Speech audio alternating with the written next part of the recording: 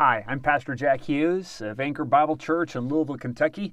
And recently I posted a screenshot of one of my Logos Bible software desktop workspaces. And somebody asked me, hey, how did you make your Greek text look like that? Look like what? Let me show you. All right, notice over here. Let me just take this right here. Let me put it in a floating window. Let me amp up the text size a little bit so you can see it better. There you go. Look at that. So what I've done here is I have all the verbs in red, all the commands on fire, all the nouns in blue, adjectives in green, and there you have it. So no, I didn't have to go through my entire Greek text in order to do this. It's actually pretty easy if you know what to do. The same thing is true with the Hebrew text. Notice how the Hebrew text here, same type of thing. I have it all marked up the same way. You have verbs, nouns, commands. I like it just because I'm not a Hebrew or a Greek expert. And it helps me to just visually see things quickly. So what I want to do is I want to show you how to mark up a Greek text or something like this, Hebrew text, and then it'll be a little more helpful to you. So I'm just going to leave this expanded a little bit. It's a little bigger than I normally do, but just for your sake. So what is a visual filter? Now, if you go to logos.com and you just do a search, how do you make visual filters? They're going to show you all kinds of stuff. I mean, it's almost overwhelming how many kind of visual filters you can do. I'm just going to show you how to mark up your Hebrew and Greek text and just another little kind of visual filter thing that's kind of cool that will help you when you want to mark up a passage. So these visual filters, unlike, let's say, highlighting, so I could highlight a text like this, and I could, let's say, I have keystrokes set to, if I hit number 3, it highlights it like that right here. This is a whole other thing on highlighting, but that's another thing. Notice it's highlighted. And if I want to, I can just highlight this and I can erase it and turn it off. So that's kind of like being able to mark up your text and undo it. Visual filters are different. They're kind of a little bit more permanent. You basically say, mark everything in a book or a section of scripture, so that they just stay there. Now you can turn them off, and let me show you how to turn it off. You see these 3 little dots right there? Those 3 little dots, it says visual filters, amazing. I'm gonna click on that, and if I were to go down here, and it says Nestle-Aland, 27th edition, interlinear visual filters, that's what I called it. If I turn this off, then the text just goes back to black. But if I want to turn it back on, I can go down here and I can turn it on and voila, everything's back. So that's how you turn on and off visual filters. And there's other kinds of visual filters, but we're just going to kind of focus on this, on the Hebrew or Greek text, because that's what somebody asked about. So here you go. What are we going to do? Okay, we're going to go to visual filters. So we're going to go to our documents, which is up here in the upper left corner. It says documents. I'm going to click on that. And notice there's all kinds of things here that I could click on visual filters. This just gives a list of all the different visual filters that I have done. And this one, let me just go down here and show you a little bit. These are just some of the ones I've put together. Here's the Nestle-Aland 28th edition. Now, if I click on this, I'm going to delete it. Okay? Then I'm going to go ahead and open the Nestle-Aland text so you can see it change when I do it. So I'm going to go to my library. I'm going to go NA 28th. Okay, here we go. Here it is, the Nestle-Aland, Novum Nestle-Aland Greek text. Oh, ooh, I like it. 28th edition. This is what I want right here. So I'm going to open that up. Okay, there it is down here. We'll just leave it down there for now. It's kind of big, but notice it's not marked up. There's no visual filters. There are these little lines on there, kind of some sympathetic highlighting. 56 people have highlighted this. Let's say I don't want that. Go to visual filters, and I say, okay, do I want these popular highlights or whatever in there? I can turn different things off if I want to. Oh, look at that.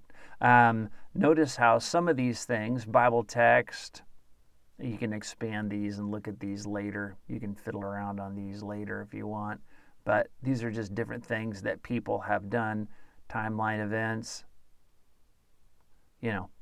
community notes, notes and highlights, custom notes, outlining, passage, lema, two witnesses. Anyways, there's different things. These things you can fiddle with that later. But let's just say I want all the verbs on here red of the Nestle-Aland Greek text, 28th edition. I want all the commands on fire. I want all the nouns blue, and I want all the adjectives green. Now you say, why did you do that? It's just personal preference. Do whatever you want. You can make whatever colors you want. So right now I'm going to create a visual filter for the Nestle-Aland Greek New Testament 28th edition. So I go to, again, my documents, and I go up into the right corner here, and, I want to do new, and go down to visual filter, and I click on it. Okay, let me just put this in a floating window so you can see it a little better. All right, so here it is. Let me get this a little bit crunched up a little bit. There we are. So let's title this visual filter Nestle-Aland, 28th edition Greek text. That's the name that we're going to call it, this visual filter. So there we have it. Then we need to select the resource over here. This says all Bibles, but we want the Nestle-Aland 28th edition of the Greek New Testament. So I type it in there, click it. Now, of course, you'd have to have it in your library in order to do this.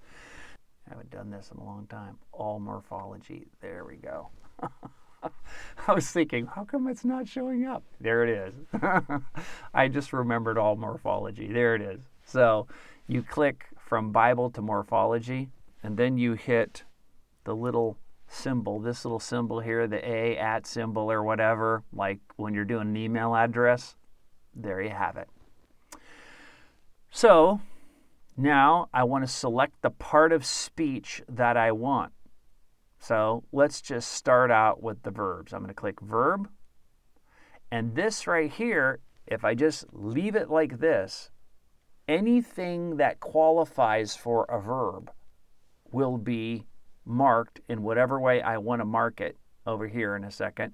But I can do just a certain aorist, imperfect, or whatever I want. I can go through here and get very specific. But I'm just going to do general right now. And then I'm going to go to formatting.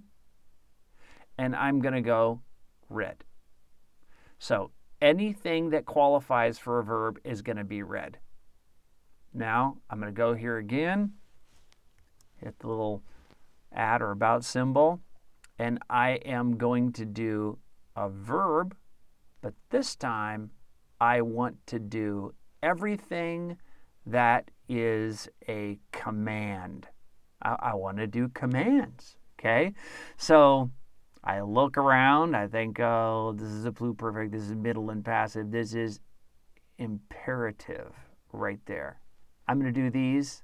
I click over here, and I want to do this on fire. There you go. Notice the text in the bottom is looking pretty cool, isn't it? I'm going to do this again. I'm going to click on it, and this time I want to do nouns. Everything that qualifies for a noun, I like to do those in blue. Why? personal preference. I'm going to do another at or about symbol there, and I'm going to go down here, and I'm going to look for everything that is an adjective. And I'm going to go over here, and I'm going to select green. Okay? Now, all you got to do then is close out. There you got it. Voila. So that's how you create a visual filter. This visual filter, if you want to turn it off in your text, you go to the three dots. You go all the way down to the bottom, and notice it says NA 28th edition Greek text. You just turn that off. There you go. Turn it on. There you go. Now, I want to show you something else that's kind of cool that relates to visual filters, and I'm just going to show you these two things. But the same thing would happen with the Hebrew text. You'd go through the same basic steps. You go to your documents, you go to New, you select Visual Filter. Let me get this in a floating window. You then select Morphology, which I forgot that first time. You name it, Biblica, Hebraica, Stuttgardensia, or whatever it is. However you spell that, I don't know. BHS. There you go. That's good. You got your morphology. Then you can just go ahead and find this right here. Notice this is the option that you're looking for. You're saying, well, what books? All books? No. You want BHS. You want Biblica, Hebraica, Stuttgart. Do you want it with the morphology? Stuttgardensia. Oh yeah, let's do just this one. Okay. And then what you do is you would go through with your part of speech and format it however you want, and then you can make your Hebrew text look really cool. Okay, so I'm going to delete this because I don't want another one on there. But you can see how it is right here. The Hebrew text is marked up. All right, so now what I want to do is I want to show you something that works really cool. So I am going to just refresh my desktop here so it kind of resets everything to wherever I saved it last time. There you go. So now I have this right here, preach the word, 2 Timothy 4, and whatever. So I want to show you something kind of cool. Notice when I put my arrow over this word presence, nothing happens. Okay. I'm going to go to these three dots right here. I'm going to do corresponding words, and I'm going to check these. Okay? Notice how when I highlight this word, I put the arrow over it, highlights. But if I come over here, notice how when I hover over this word, it shows me the corresponding English word. That is super helpful. And if I come over here and I go to corresponding words and select those, and let me expand that, and I do this, then this is what's cool. You're studying this text. You're not a Greek expert, but you know a little enough to be dangerous, like me. And you want to do a word on preach. Notice how when I put my arrow on the word preach, Keruxon highlighted, preach highlighted. Do you see that? This is called sympathetic highlighting. It shows you be ready in season. It shows you in the corresponding text, when you put your arrow over it, it highlights so you know what word is talking about. This is super helpful if you're not a Greek expert and you just want to what word is this over here in the Greek text? This is really helpful, isn't it? Yeah, this is called sympathetic highlighting. It corresponds. And so if you want, you could come in here and you could turn this off. And this kind of works good. If you don't want it always highlighting and not doing anything, see that? It's like, But notice how if I put the arrow over here in the Greek text, it'll show me what it is in the English. Or if I wanted to, I could turn this off and turn this on, and then it would kind of work in the opposite way. Notice how whenever I put my arrow on here, kingdom, basileon, it highlights, preach, keruxon. So what's good about it is you can either have it go both ways, where every time you put your arrow in the Greek, it highlights the English, or every time you hover over an English word, it highlights the Greek. I like to do it this way so my English text isn't messed up. Sometimes I just want to know, what does it mean when it says turn away? But I can see it over there in the text also in verse 4 of the Greek text. Shows me it's a verb. Anyways, that's a little bit about visual filters. I just want you to know, if you were to go to logos.com and you were to say, or just type in your web browser, how do you make visual filters in Logos Bible software? They will bring you up a video, and there's a guy who speaks really fast, way faster than me, and he's going to pound you and overwhelm you with different ways to do it. But these two things are helpful for me. I like to have my Hebrew and Greek texts both marked up, and I like to make sure that when I'm hovering over a word, it highlights that same Greek word. So I can see what I'm dealing with instantly. I can look over there and see what's going on.